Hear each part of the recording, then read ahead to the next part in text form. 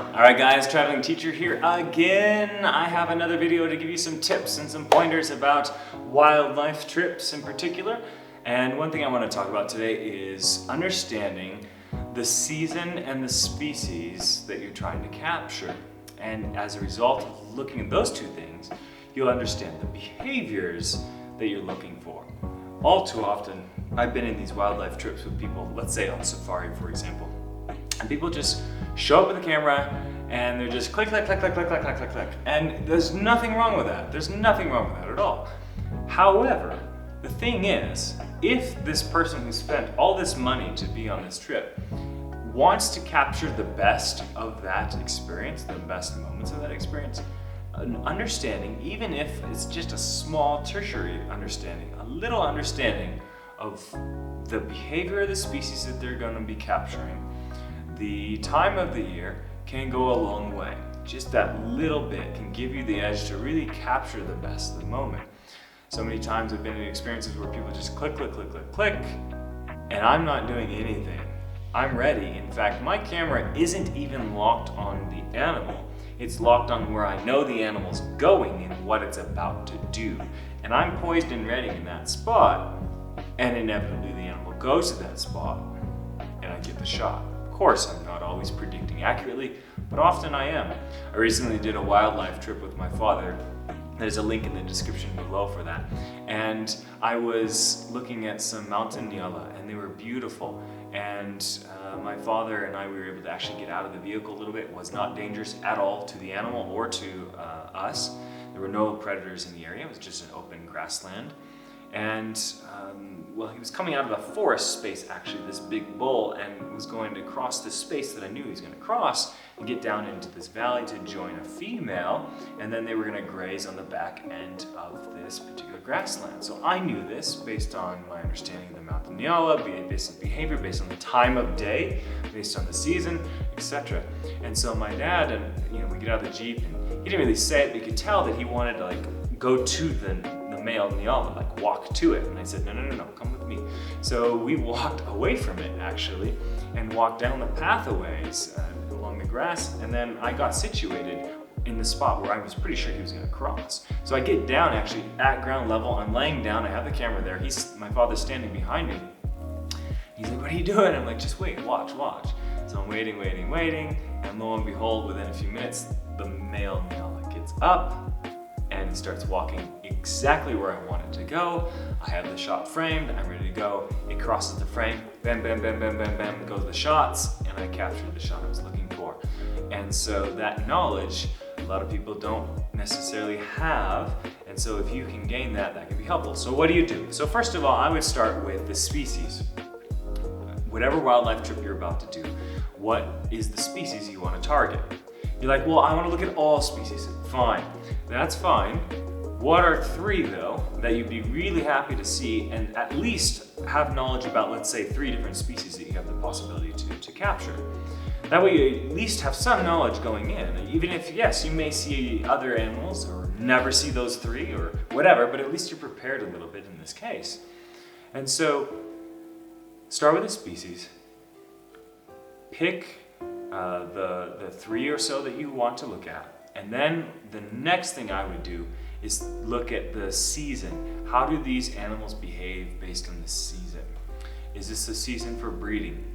Is this a season for marking territories or establishing territories? Is this a subadult male lion who's just been kicked out of a pride? It's going to be the time of year for that. And it always depends on the lions in this case, but so you're looking for a certain kind of behavior. It might be working perimeters and challenging other prides. You might see some lone males who are in charge of another pride encounter this subadult male and try to attack, and so knowing about that is very, very important.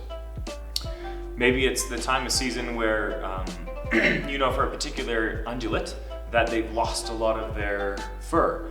And so it's not particularly a beautiful time to take a photo of them. And so you're like, I'm not even going to focus on them at all unless there's something interesting happening behaviorally. Bears are an easy one to think about, right? If you go at the wrong time of season, you're not even going to see a bear.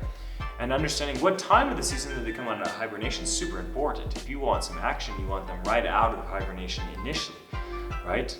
And so you're looking for them, that they're gonna be very active, trying to consume as much calories as possible immediately.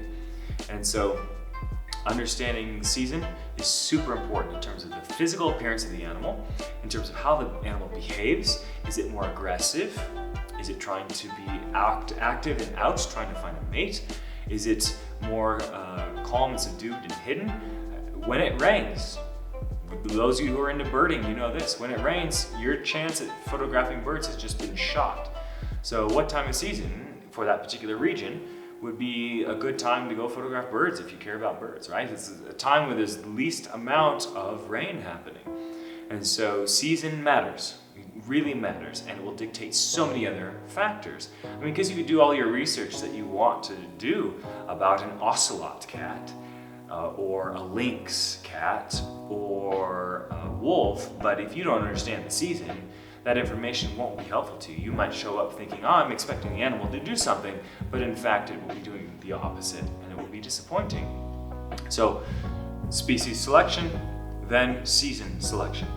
Then good old-fashioned reading up on that animal would be helpful, obviously, for many reasons.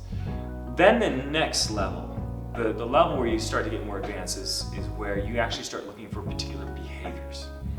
And when I go on safari, although it's not even my most enjoyable experience now with wildlife, but if I'm doing a safari, I will actually sit down with the guide.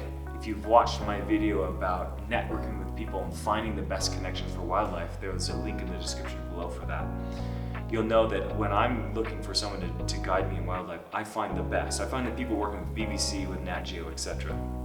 So if I'm working on safari, it's a guide who has worked with Nat Geo or the BBC or Animal Planet or something like this, right? They have skill. And so what I'll communicate with them from the very outset is, look, I'm looking for a particular behavior. I don't care about the lion herds, the lion prides or the elephant herds. I don't care about that. What I care about is I want to see a pair of jackals hunting, because that's one of the most interesting, most successful hunting things to observe. I mean, they're so successful in hunting. Jackals are amazing. And so for me, it would be about, look, I'm looking for the jackals. Let's mostly ignore everything else unless there's something so fantastic we have to go watch it. And so that changes, modifies the entire trip because I'm looking for a particular behavior. For some of you, it's your first safari. Look, go see everything. See the big five, see everything you can. But for those of you who are looking at something a little more advanced, you've had lots of experience seeing lots of wildlife, I would target behaviors. I would even think of it thematically. So sometimes I've sat down with guides and I've said, look, I'm looking for parent to adolescent, parent to subadult, parent to infant type of interactions in the wild. So I want to see the cheetah mother protecting its cubs, trying to hide them away from predators, away in the bush, etc. I'm looking for a leopard, how it protects its baby, how it hunts for it, where it keeps it up in the tree in the nighttime, etc., etc. Or I'm looking for loving reactions between animals, or I'm looking for fighting, or I'm looking for hunting, or whatever. So being really specific about the kind of behavior that you are looking for can also help you, because that dictates what time of day you go out. That dictates what spaces in the national park or in the wildlife space you will inhabit and look. It will determine that as well. So you see the dominoes start to fall. So first you pick, here's the species, here's the season that I'm looking for, and then maybe here's the behavior, and all of those dominoes falling determine that, oh, okay, so I want to be out in the field only from 4 a.m. to 10 a.m. in this particular region along the riverbed, and that's it. And then I'm gonna go back for lunch and relax, and then maybe in the evening I'll just have casual viewing opportunities of wildlife. So it really makes that difference. One thing that I did skip over is region. I talked about seasons, but I didn't talk about regions. Obviously, when you're selecting a trip, it might already have been determined for you what region, so it might not be something that's even up for debate. But regions obviously have different kinds of animals, and so if you're looking for particular kinds of animals, understanding where to go can be really helpful. Region really mattered in a recent trip I did to India looking for snow leopards. So I had the option of Uzbekistan, Kyrgyzstan, maybe China, that was a question mark, maybe that was an option, Russia, Mongolia, and India. And there's other places as well, but these were the ones I was considering, and so region really mattered.